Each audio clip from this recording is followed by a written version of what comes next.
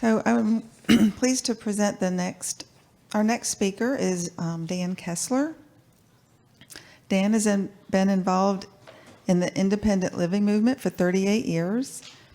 For the past 32 years, he has been employed as Executive Director at Disability Rights and Resources in Birmingham, Alabama. He holds a master's degree in social work from Florida State University and a bachelor's degree from Purdue University. He's a member of the UAB Civitan Sparks Consumer Advisory Council and board of the Southern Disability Foundation and Fair Housing Center of Northern Alabama. Is a member of the National Council on Independent Living, Rehabilitation Act Funding Subcommittee, and the Nickel Legislative Committee. He had previously served as the Nickel, which is the National Center for Independent Living, President, Vice President, Regional Rep Chair, Regional 4 Rep, and at-large board member, and Chair of the Housing Subcommittee. He is also a former member of the Alabama State Independent Living Council. He resides in Birmingham with his wife, Gail, and they've been married for 47 years. We really appreciate Dan and heard the rumor he's retiring very soon, so we're so happy to have him here with us today. I know we're running a little bit late on time. Daryl went up there to check on and make sure everything for checkout after Dan is done. So here we go. Great. It's wonderful to be here. I really enjoyed yesterday and the presentation that Colleen gave. It was amazing. And Kent, I just really enjoyed what you had to say.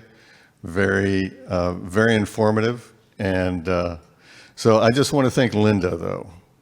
Linda, I want to thank you for, it was bad enough I'd have to come after Colleen. And then on top of that, you raised the bar. I have to come after Kent. Now we have lunch in less than an hour. So I just want to thank you for that. We're good friends, and so that's why I can say that to you, Linda. So I'll try not to stand between you and your lunch, okay? So so Linda went over that brief bio just to let you know that I've earned these gray hairs, okay? So I've come about these honestly. So I want to talk a little bit about the history of the independent living movement, and when we talk about independent living, and by the way, this is a photograph you see up there of our headquarters. We're in downtown Birmingham. We're in the Civil Rights District across from the Birmingham Civil Rights Institute. So want to encourage any of you next time you're in Birmingham to stop by. We're still working remotely, but we'd love to give you a tour. So give us a call and send us an email, and we'll try to we'll set up a tour if you'd like to come by and visit. So anyway, when we talk about independent living these days, had something pulled up that just went away. I went on Google and Googled the word independent living, the two words independent living, to see what came up. And so what came up was not what I wanted to see come up. What came up was probably something you wouldn't have expected if you know anything about Centers for Independent Living and independent living. Let me tell you what came up. I just did one this morning. What came up was the Opelika Retirement Center, the Northridge Assisted Living Center, the Morningside at Auburn. And so it goes on and on and on. So that's why I'd like to say just a little bit about sort of the paradigm of independent living, or the model for independent living, what it's based on, and then talk about some of the important events over the past. I'm not going to go back 3,500 years, Colleen, so I'm going to start probably more in the 60s and take it from there. But so this goes forward, okay? So, of course, I don't have to tell you where you're at. You're at the Partners in Policy Making training program. And by the way, I had a chance during the first iteration of PIPA many years ago, had an opportunity to present at that. And so, of course, the history was still evolving, but we did have some history back then. Also want to let you know that at that workshop, one of those workshops many years ago, Ed Roberts came and spoke. Ed Roberts spoke to PIPA, so I'm sure that was a real treat for everybody who attended that training in particular. But I would always ask myself, and I was so pleased to see the PIPA program come back, because I know so many people who went through the PIPA program who really came out of that program as really strong advocates. In fact, I have people who've served on my board who went through the PIPA program. Some of you may remember Sandy Nicholson. Sandy came through the PIPA program and was a fierce advocate. She served on our board, and we've had staff members who've been through the PIPA program. And so I just thought when I heard that this was coming back, I was just so pleased, because I'll have to say 2005, I think I heard, was the last class. It's just been way too long. So it's fantastic that it's back, that the commissioner saw that need and was able to get with Daryl. And congratulations to you, Daryl, and your team and the other members, Linda and Nancy with the DD network here in Alabama, of bringing this back. So I want to congratulate you all for that. And certainly, I think it's something that's going to have to be made on a more permanent basis, because when it went away, we kept asking. I'd ask every year from about 2006 to 2010, when is the next PIPA? And so, well, here it is, 2021, almost 2022, and PIPA's back, which is great. So what we'd like to talk about this morning is to learn about the independent living philosophy and paradigm, so that we're all on the same page. If you come to learn about assisted living facilities and nursing homes and facilities, you're probably at the wrong workshop. So sorry about that, but we want to talk about the influences on the independent living movement. How did we get where we are now? What led us to this? And what were some of the historical events since the 1960s? What were some of the key events and some of the people? What was some of the key legislation that passed during that time? And independent living today. What does independent living look like in the state of Alabama today? And so when we talk about independent living philosophy, well, I put it up there. I was going to ask you sort of what you thought independent living philosophy stood for. But when we talk about independent living philosophy, there are some very key concepts when we have our conversation about independent living. Consumer control is at the heart of independent living.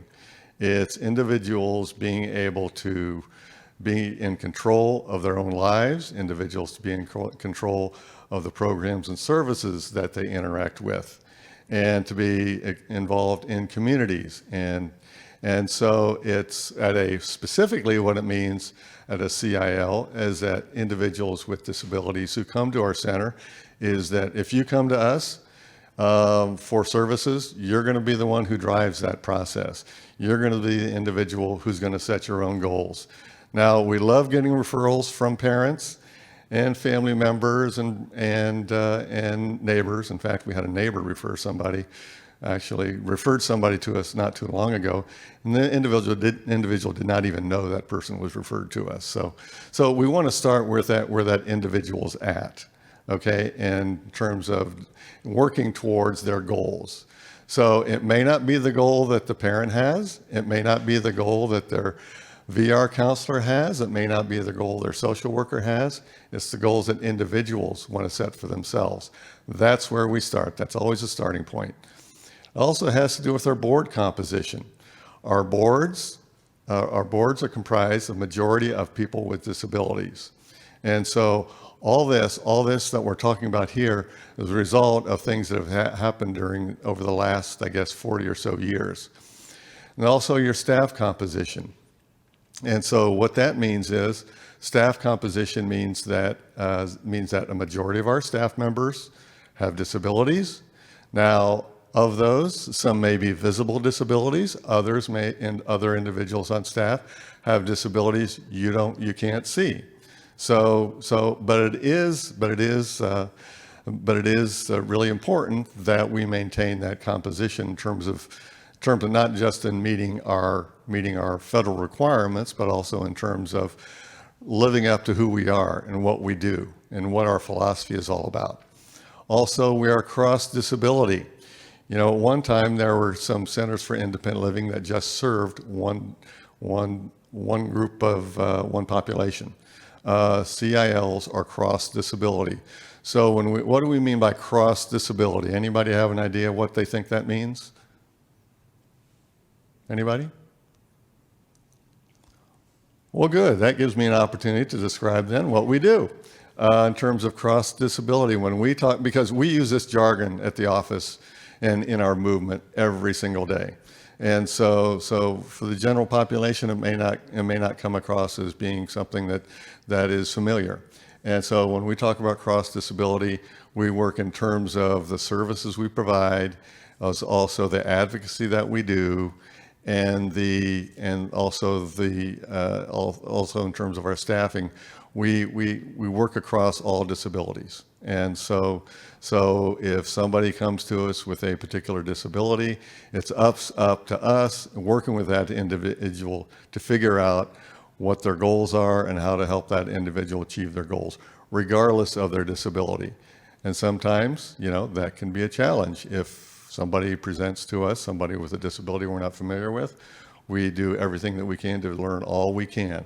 And we start with the individual, and many, many times, individuals are teaching us about their disability. Equal access. Now, what do we mean by equal access?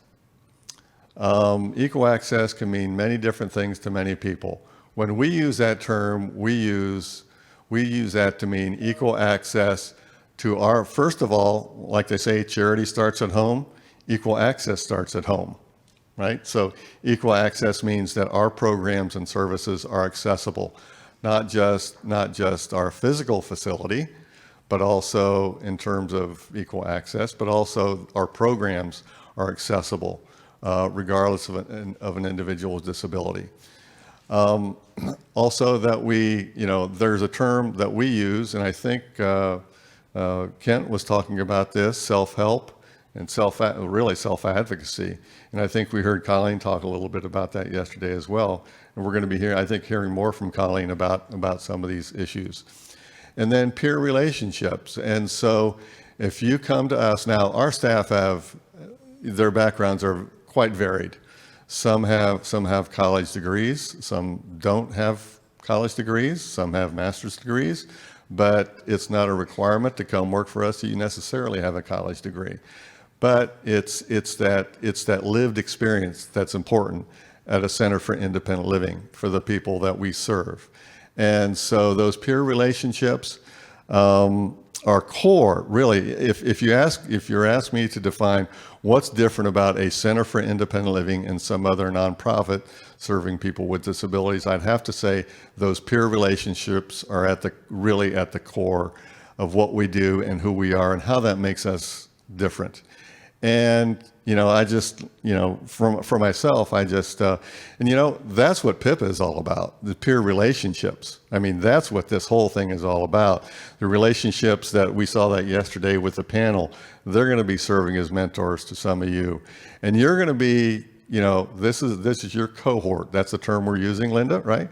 This cohort here, you're going to be peers, and you're going to get to know each other really well. And I'm sure over the last couple of days, you've got to know some folks here. So it's those peer relationships that you're going to remember, and the people that you've met here today, you're going to stay in touch with them, and that peer relationship is going to be key to the work that you're doing individually.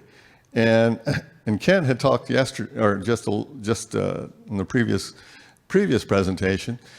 Kent was talking about, when you're an advocate and the first time you come up, and maybe you didn't put it exactly this way, Kent, but the first time maybe you come up and stand up for your rights, it feels a little bit uncomfortable. You're feeling a little bit different because you're asking for something that people sometimes think you're asking for special treatment, right?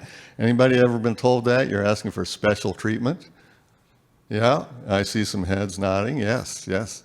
You're asking for, no, we're not asking for special treatment. We're asking for equal access. And so that's where that peer relationship can come in because, you learn so much more from your peers. And of course, when you have an issue that you're running into, a problem you're running into, probably not the first person you're going to call is going to be your social worker. Probably the first person you're going to talk to is one of your peers about the issues that you're facing.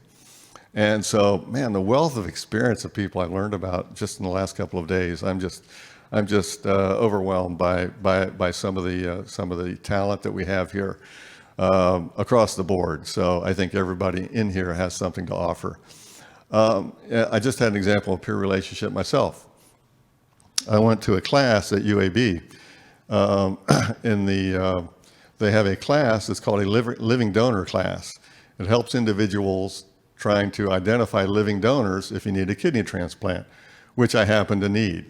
And so I went to this class. It's an amazing class. If you ever know anybody who's in a situation where where they may need a kidney transplant, I want to encourage them to attend this class because it's not like you go up to somebody. They actually teach you how to ask family members, friends, and even strangers, somebody on the elevator, about donating a kidney. I'm like, what? You ask somebody in an elevator to donate a kidney? You got to be kidding. And sure enough, people have done that. I'll be honest, I've not done that yet. I've not been that brave. But anyway, I have spoken to family members and spoken to friends and put some things on Facebook. But when we came back to UAB, I guess about a week or so ago, and they asked us about our experience with that because they want to take this class virtual.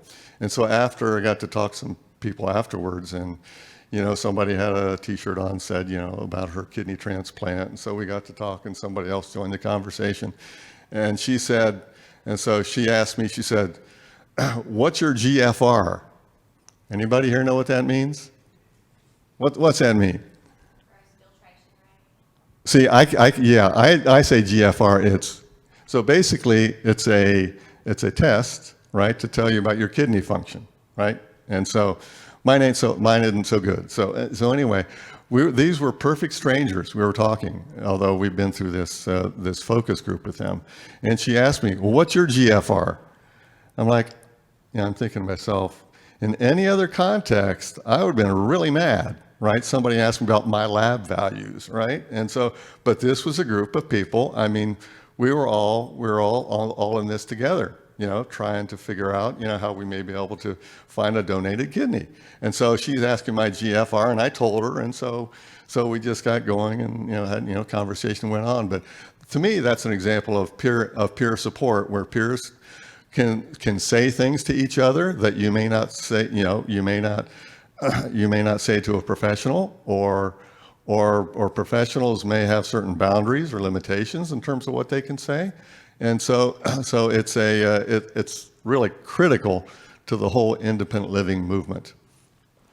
So the independent living paradigm, and I won't spend a whole lot of time about this, but basically there are some differences between and what the independent living movement has been a reaction against sort of the medicalization of disability, right? Everything, right? You can't go for services without getting a prescription from a doctor, right? I mean, has anybody had that experience? Kent was saying he had to go and have this exam, have some hearing tests done, I guess, maybe to prove that you're still deaf. And so again, that gets into the whole medicalization of programs and services. And so we had a former staff member, some of you knew him, Mike Norris. Mike was blind. He's actually had worked with us for many years, but Mike was blind, went to the Alabama School for the Blind, and so he went back to an agency for services. And so they sent him to an ophthalmologist, okay, back for another eye exam. Well, there's no way Mike gained his vision, okay, from from the last time, I guess, he went in for services. So anyway, that's just the medicalization that is sort of very different from the independent living model. And so what's the, and this is a paradigm that was put together years ago by somebody in the independent living who's done a lot of research on independent living. And that is, what's the definition of the problem? And so the definition of the independent living in terms of the sort of what we call the medical rehabilitation definition is a person is impaired, that you have an impairment. That's your problem. Whereas in the independent living paradigm, it's the dependence, right? It's the dependence on others and systems rather than independence. And that you don't have there are no rights, there are no protections for your rights. And so that's a whole different way of looking at things. So when you start looking at the definition of the problem, that's going to change where the problem resides. In the medical model, that's the individual. It's you, the patient. You know, you're sort of the local. You're the locus of the problem. Whereas in the independent living paradigm or model, the problem, it ain't us. It's the society that we're in. It's these environments. Okay, these built environments that are not accessible. It's these transportation services that are not available. It's accessible housing we can't find. That's the problem. It's not that your child has a disability or you have a disability. It's the problem is these systems in our communities are not accessible. And the problem is that individuals, if you're deaf, the problem isn't that you're deaf. You know, I've talked to so many people who've been deaf over the years who've said, if you had a chance to be hearing, would you want to? And the answer is no. No. I love my community. I'm part of a community. But the problem is I may not have access to interpreting services, or I may not have access to educational services I need. So that's the definition, excuse me, the locus. Whereas the solution then is in the professional medical setting, there's the professional intervention. That's the how things that's the solution. You get professional treatment. You go into a doctor, he gives you a prescription, or she gives you a prescription, or you go to your physical therapist, you get some therapy, and as long as you're compliant, right? Anybody heard the term, you got to be compliant with what your doctor tells you? How many in here are compliant? I bet we got a lot of people in here who are not very compliant. So, but that's what you got, that's what gets you where you are, is because you're taking control of your life. And so the solution then is advocating, which is what you're doing, removing barriers, and then also self-help. Again, back to the self-help that we were talking about a little bit earlier. And then what's your role then?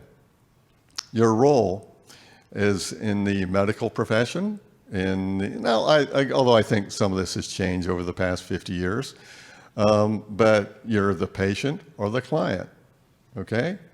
You be the patient, you be that compliant patient, do everything your doctor says, or your dietitian. My wife's a dietitian, so I do what my wife says in terms of our diet, you know, but anyway, it's, and whereas it was interesting, Colleen, hearing what you talked about yesterday.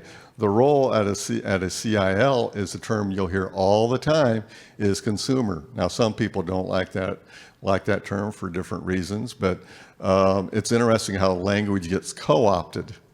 And so that's probably a whole nother workshop. So Colleen, get ready for that one, please. So consumer, and that is, and we'll talk a little bit about how how that came about.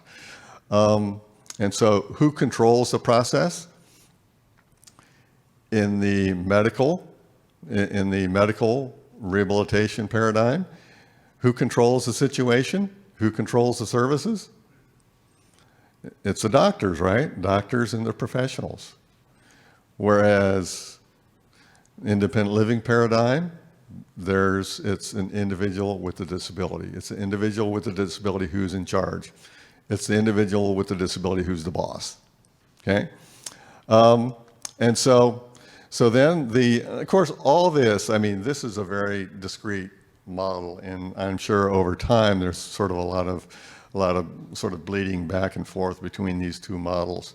But then the desired outcome then is in medical rehab paradigm is maximum self-care, that you can, everybody's heard the term ADLs, okay, that you're maxed out on your ADLs, right? And your activities of daily living, bathing, dressing, etc. But however, the outcomes in independent living is you have independence and control over, this is a key term, acceptable options, okay? There are options out there sometimes, but they may not be the options. It's, as heard earlier, maybe you'll have interpreters, but just little tiny, maybe they'll give you just a bare minimum, okay, of what you need. But it really is all about having control over those options, and then also having opportunities for acceptable options. So what are the different, and I know Ken had touched on this briefly, but in terms of independent living, what are the different movements that influenced independent living? The civil rights movement. And so in fact, we saw a photo of Justin Dart earlier, and Justin Dart, who is the father of the ADA, or grandfather of the ADA, I can never remember that one, but Justin actually did march in Selma, okay, he marched in Selma many, many years ago. And so it's drew from the civil rights movement. It also drew from the whole idea of consumerism, which probably has a bad name these days, but actually having autonomy and power over services. Although I have to say, online does give you, as a quote consumer, much more control than maybe you had years ago. Because you can get products from all over the world. Whereas in the past, where I grew up, there was one or two major department stores, and that's where you got your services. But then self-help, and these are, and that really, again, we'll show a little bit about that, what that means. And then the demedicalization of services, and that is and that's talking about personal assistance. Again, we'll talk about that. And deinstitutionalization. And Colleen did a marvelous job yesterday talking about this. Colleen, what I loved about what you did yesterday, you went from, 1,500 years ago to back to where we have today, because a lot of times we think, oh, that's history, that's no longer with us, when in fact, we still have a lot of these issues with us. And to answer the question, I wanted to kind of answer that question the gentleman back here had yesterday. Well, I don't know if I'm paraphrasing it just right, but why is it we can't get the services we need in the way we need them? And I was just thinking back to Colleen's presentation. It's because everything leading up to that got us to where we're at now. There's those origin stories, and probably in your families, you have your own origin stories about your families, some good and some not so good. Superman, what's Superman's origin story?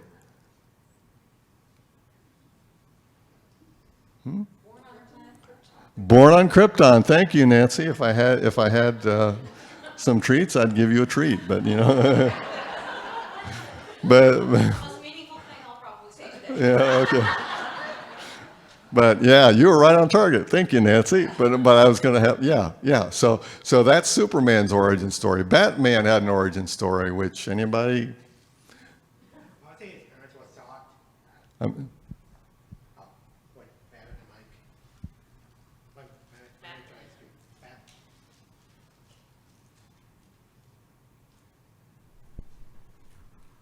I know I've seen a lot of Batman origin story. I think he was a kid.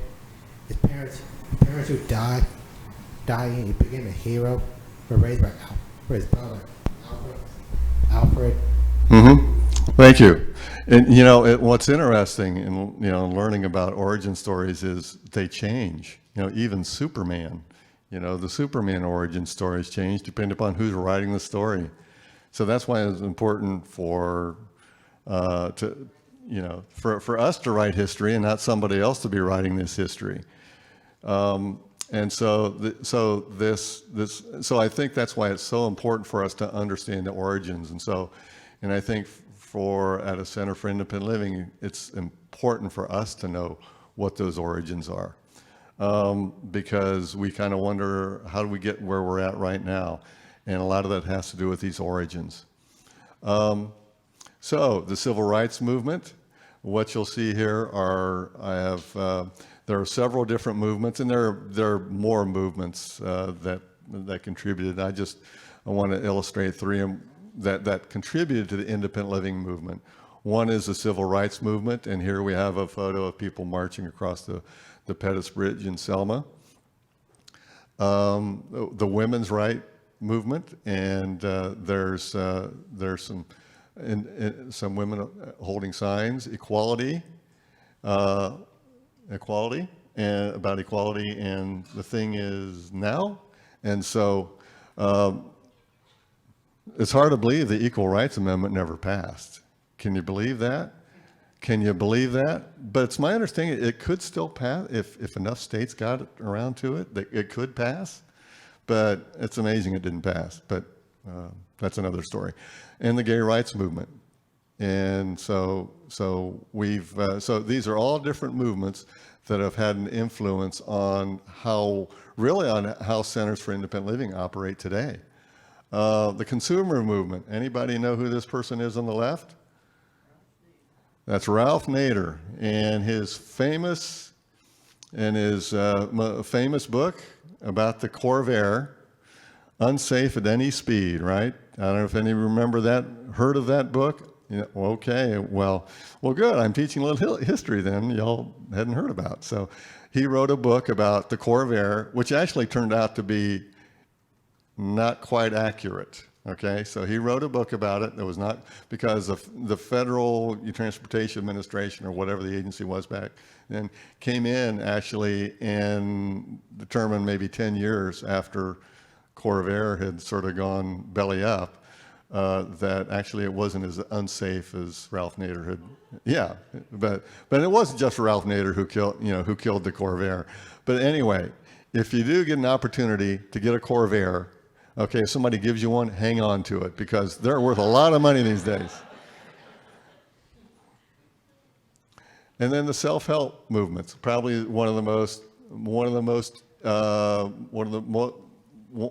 self-help movement we hear about all the time are AA. So Alcoholics Anonymous and Al-Anon, two of the most, probably most famous ones. And I think AA probably goes back even to the 30s. And so that's been a self-help movement that's been around a long time.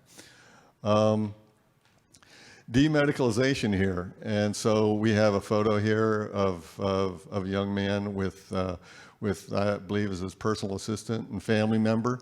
And so what individuals really need are individuals with significant physical disabilities, certainly, is assistance in the home. Somebody come in to help out with bathing and dressing. You don't need an RN to come in necessarily to do some of those things. Some of you parents can probably even teach somebody else how to do these tasks, and probably have been doing that. And so it's that whole idea of demedicalization, or individuals with disabilities themselves teaching their own personal assistants, okay, what they need and how they need to go have the work done. Then deinstitutionalization. Again, Colleen did a wonderful job talking about that yesterday, and I just have a photo of this. Really, this young reporter. Anybody know who this is? Colleen knows who's it. Geraldo. I just can't believe the transformation Geraldo made from then to now. I mean, what happened to that man? But anyway, he did some really great work back in those days. And is there a lot on YouTube about Willowbrook? You can go back and find out more about that if you want to. And then there's a photo here from Willowbrook. Again, Colleen did a great job talking about that. And here in the state of Alabama, Bryce Hospital. And I know that ADAP has done a lot of work around deinstitutionalization of Bryce and doing a lot of historical work as well around Bryce. So let's start at the 60s. All right, anybody guess who this gentleman is? Okay, Jimi Hendrix. Okay, y'all heard of Jimi Hendrix. So this is, and you could substitute whoever you see from the 60s. Some of you might want to put Donny Osmond. I chose I chose to go with Jimi Hendrix. So Osmonds were good, but Jimi Hendrix I like a little bit better. So here we have Ed Roberts, and so. What is it about Ed that made him, and I know, Colleen, you're going to be talking about Ed. As I said, he came down to PIPA. I don't know what year that was, but he was an amazing individual. He was one of the first students with a significant disabilities at Berkeley, and so he attended UC Berkeley in the 60s, in the early 60s. And he lived, actually, at that time, there was really no housing, no integrated housing in the community for individuals with significant disabilities. And so he lived with other, quote, and these are terms that they used in those days, other severely disabled students in the student health center section of the hospital. So he actually lived literally in the student health center, okay, at this hospital on campus. And he saw a need, but over time he saw the need, and more people were coming to Berkeley. I mean, it was sort of attracting a lot of people. And so they saw a need for campus and community access, accessibility of the campus.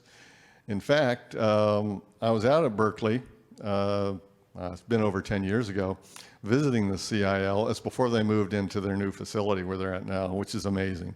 It's like, it's got to be, you got to go visit this place if you ever get to the Bay Area. But anyway, I visited when they're over, I think it was on Telegraph Street. And by there, it was been pretty well used. Let's just put it that way when I got there. But I got to talk to somebody who's employed there. And so we got to talking about those days, those early days out of Berkeley. And he was part of the group that, worked with Ed and some of the others. And so they used to, in order to build curb ramps or curb cuts, when the city council didn't comply, didn't come around to doing the right thing and building curb cuts, they got out some sledgehammers, and they made their own curb cuts. And so sometimes you got to take action, right? And so they did that. And this guy I was talking to says, yeah, that was my sledgehammer, and they never gave it back to me. So anyway, I don't know. I hope he got his sledgehammer back, but that was. And so you can actually see, and Colleen, I'm sure you've seen it, the plaque, right, where it shows the first curb cut in the United States. And so in 1968, the Architectural Barriers Act was passed, and that basically meant that federal buildings that were built, altered, or leased had to be accessible. That's the Architectural Barriers Act. And it also created the U.S. Access Board. And so as you're thinking about, where you want to put your leadership abilities and skills, Access Board might be someplace down the road you might want to get involved with. And so of course, so when we talk about federal buildings, we're still not there yet. I mean, you still hear complaints about a post office that may not be accessible. And so, but this did require in the 60s that federal buildings, in the late 60s, that federal buildings be made accessible. Well, and who signed that bill? Now, this is probably the only presentation on the history of independent living where you're going to see LBJ. And so this is our former president, LBJ Johnson, actually signed that bill into law. Actually, something else too, I think it's important to know, that LBJ also got the Medicare program passed. He also got the Civil Rights Bill passed. He got Medicaid passed. There's a tremendous amount of progress made back in the 60s. It was just amazing. Now, he had some pretty strong majorities back in those days, majorities that, you know, you just don't see anymore in Congress. But he did quite a bit. So the 70s, okay? Now, some of you, some of us, I don't have my my leisure suit anymore. I got rid of that, you know, 30 years ago, 40 years ago. But this is, any guess here what this is from? Saturday Night Live, right? Okay, I figured, you know. No, staying alive, staying alive. And so, actually, you see that floor? Anybody know where that floor is from?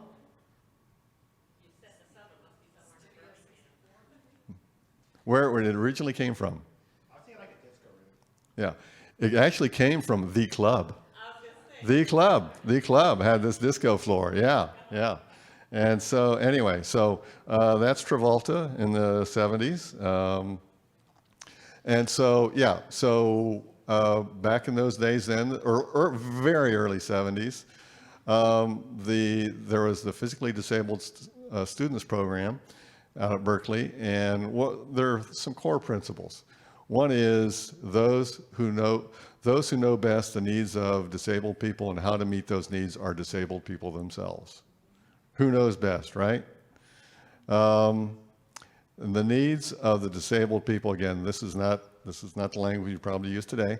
Needs of disabled people can be met most effectively by comprehensive programs which provide a variety of services. So really taking a much more holistic approach, you know, to the delivery of services. And that disabled people should be integrated fully into their communities. You know, I think we've made some progress in this area, but, you know, we still hear about these these segregated classrooms where they're sending young disabled students. And so and we also have young people with disabilities and older people with disabilities who are in institutional settings and can't get out and desperately want to get out. So that really planted the seeds for the next CIL, for the very first Center for Independent Living. What time do we have?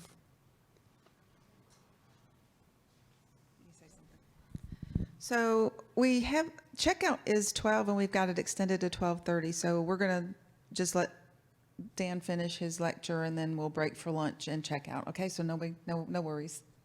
Okay. All right. Thank you, Linda. All right. You like me? I like you again. Okay. You move back on the list. You're back on the list now. Okay. Okay. So the first the first Center for Independent Living was Berkeley, although there are some other places in Boston and Champaign, Urbana, some other places around the country may lay claim to that. But the first center that I think, you know, you talk about who writes the history, and so I'm sure the people at Berkeley, you know, if you go on their website, they'll probably tell you they're the first center. But so it was, again, founded by Ed Roberts. And again, like I said, it was a reaction to that whole medical model, rehabilitation model. So what's Berkeley? I mentioned the old office on Telegraph in city of Berkeley. This is the Ed Roberts Center today. And it's an amazing facility. They actually have their own subway, their own BART, which is the subway system out there. They had their own BART system stop built right there. So I had a chance to go out there and actually see it while it was under construction, and came back several years later while it was after it was constructed. And if you look at that photo on the left is a photo of the outside of the building, and there are probably, I don't know, 10 to 15 different nonprofit agencies, including the Berkeley Center for Independent Living. So you can imagine the kind of collaboration that can occur there amongst different organizations. So the Ed Roberts campus, they call it a campus. It's not the building, it's the campus. And you see on the right, look at this. That just sort of blew me away when I saw this. On the right is a photo of a ramp that goes from the first floor to the second floor. And I don't think I've ever seen that before. I've not seen that anywhere else. Just a little tidbit. 60 Minutes did an amazing story on this. So if anybody wants to Google, watch that. It's Yeah. design, which is fascinating. Yeah. So go check 60 Minutes. Yeah, go on YouTube and you'll find it there, I'm sure. And it's just an amazing place. And like I said, if you get out to the Bay Area, I think it's worth a trip over to Berkeley to check it out. So Alabama, what happened what was going on in Alabama? Back in 1977, I had to look hard. I had to really look around to find this, but the Alabama Coalition of Citizens with Disabilities was founded back in 1977, and it was a true coalition. It was really a true cross-disability coalition representing many different groups. And so they formed in 1977, and so they went, and actually some of them, you hear stories, from people who've been around in those days. Some are no longer around, but they went over to Atlanta, back when they did some training on 504. A bunch of folks from Birmingham went there and from Alabama. And so this year, we heard about Crip Camp, and so you'll find out, if you haven't seen it, do take some time to watch Crip Camp. It really is worth the time. But this is the 504 sit-in at the Federal Building in 1977. So you think this might have made some people angry? So I understand this was the largest demonstration, the longest sit-in, I guess, at any federal building, although there probably have been some others. I'm sure we're not going to see anything like this these days with the level of security in federal buildings these days. But back then, what was interesting, and you'll learn about this in Crip Camp, you talk about sort of bringing different communities together. There were, the Black Panthers were bringing food in. You'll learn about that, and so there was just a whole lot of energy around that. And, there are people who stayed there who so it went on for about a month. You can think of the commitment, people who need personal assistance, daily personal assistance, come to help with bathing and dressing and other activities. The logistics of doing something like this, I think, would be pretty overwhelming. And to be able to keep people together all in the same place for almost 30 days, I think that would be unheard of. I mean, I think it's just amazing for something like that to happen. And why was that happening? Why was there that sit-in? And back in Section 504 passed earlier, and so in 1973 we had the Rehab Act, which is really the precursor. If you see some of the language in the Rehab Act, it looks very similar to some of the language that we saw, 17 years later in the ADA, and so, which prohibits discrimination based on disability in programs receiving federal financial assistance. So if a program got federal funding, they had to make their programs and services accessible. So, but there's been a lot of pushback on that and a lot of back and forth, and so, but that really is the law of the land. So even if you have an entity that says, well, I'm not covered by the ADA, they may actually be covered by the Rehab Act. One thing too to remember is ADA, in terms of compliance with the ADA, where do you go if you have a complaint? You take it to the U.S. Department of Justice. Okay, that's where you can take it. And that may take a while to get a response. Or you may go to some other federal agency, the Federal Transit Agency, different agency, EEOC. Now, under the Rehab Act, though, if an agency gets federal money, there are some I don't know if it gets enforced that often, but there is potential that funds could be held up. Federal funds could be held up if there's an organization, an agency that is not complying with Section 504. I don't know if you see that very often, Nancy, but where people use 504 as a complaint now that we have the ADA, but it is something where, when you start looking at those dollar signs and for some of these organizations, I think that would get their attention really fast. And then the Rehab Act amendments in 1978 really, I think, were pivotal, really was pivotal in creating the first centers for independent living. The first federally funded centers for independent living. And so at that time, they were considered, those first centers were considered pilot programs. In fact, I was always reminded that when I first came to Alabama. There was somebody at a state agency who would remind me that these are just pilot programs. It's up to you guys and go up and raise the money, to become self-sustaining. Well, I think centers do the best they can going out and raising money, but it's just not that. Anybody involved in nonprofit work knows it's just not that easy to go out and raise money and to keep the lights on and be able to pay staff. And so initially these were considered pilot programs. There were 10. Right now, there are 354 federally funded centers for independent living in the country. These are federally funded. The 80s, okay, anybody know who this is? Michael Jackson. I think he's the definition of the 80s in terms of the music scene. And so what happened in 1980s? In 1980, Birmingham Independent Living Center was founded. That's the first CIL in the state. And so we, one of the things that was very interesting about this, we go back to consumer control and people with disabilities being involved in the development of programs. It's my understanding, again, hearing from some of the people who were around back in those days, that there was a grant awarded to a community, that apparently people with the disability community was not consulted.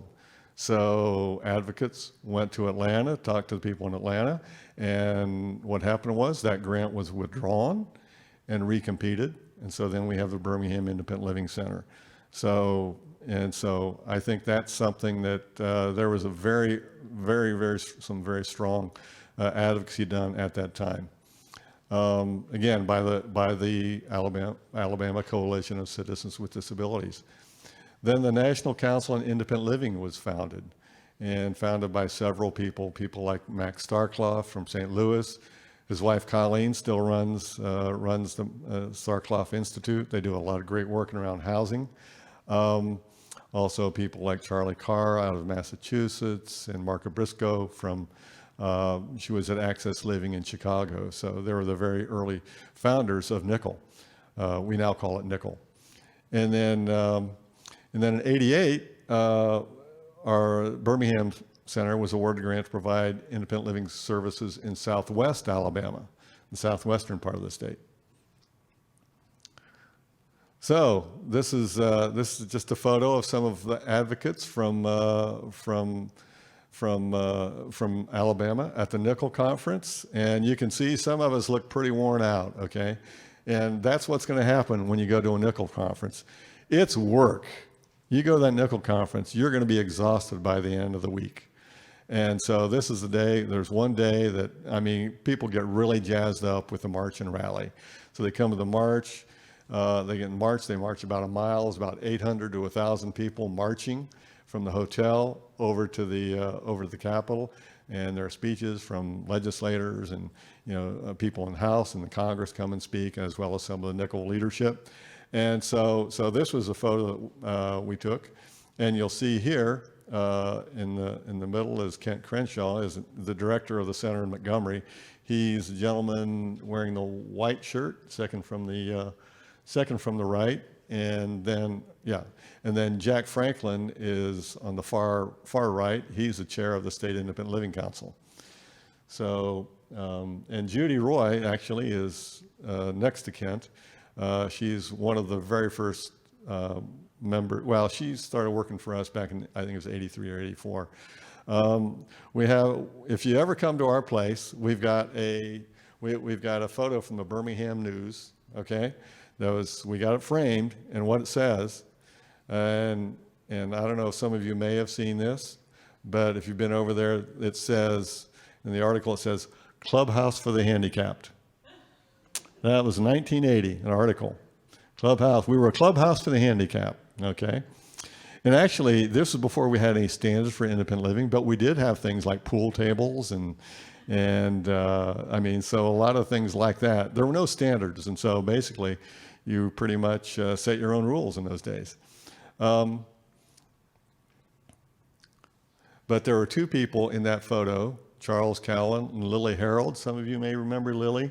Lily passed away several years ago, but both of them claimed to be the first SIL staff member. So, and here's our annual march and rally. And so you people there on the left. And Colleen, I broke this one out for you, the one on the right, you know. So, so these are some advocates from Minnesota. So each of the states has signs. I don't know if you know any of these people, but anyway. 80s. Okay, so in the 80s, we had the reauthorization in 86. And so, and what that did, and these reauthorizations are so important for independent living and the independent living movement. It directed the funder at that time, the Rehab Services Administration, to develop standards. And also that it required, for the first time, the center board be comprised of a majority of people with disabilities. That came in 1986. It also created state independent living councils, which were really more advisory councils in those days. They really didn't have much in the way of authority. Which brings us to the 90s. Okay, you get extra points if you can get this one right. Okay, Nirvana, okay. The whole music scene from the 90s, I think, probably grew out of Seattle. At least a lot of the music scene in the rock area. And so we see here the signing of the ADA in 1990. You'll see Justin Dart over there on the right, on the far right, and George Bush signing it, signing the bill.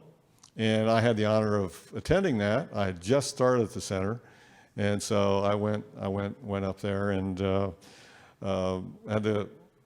had a great time, but really sunny day, really crowded, and happened to run into Gary Edwards, who was at that time, who passed away last year, but Gary was the longtime CEO of United Cerebral Palsy and then United Ability. So, but got a nice photo with Gary. In the 90s, we saw reauthorization, the Rehab Act. We saw systems advocacy was defined as a core service. Before, it was like centers were afraid if they did systems advocacy, they get in trouble. And there are probably still a few that feel the same way. But systems advocacy is a core service for centers. Defined what consumer control meant. And I talked a little bit about that at the very beginning of the presentation. And also, one thing that was huge, where Centers for Independent Living got direct funding. So in the past, the funding would come through a state agency, then to the center, which really, it would take us 3 or 4 months to get our funds, which for a nonprofit, that can be a lifetime if you don't have funds to operate. And created the state independent, well, it actually gave some teeth to the state independent living councils. They actually developed at that time. They actually now have the authority to sign off on the state plan for independent living. And then to define what standards for centers for independent living were. That's a whole workshop in and of itself we're not going to get into.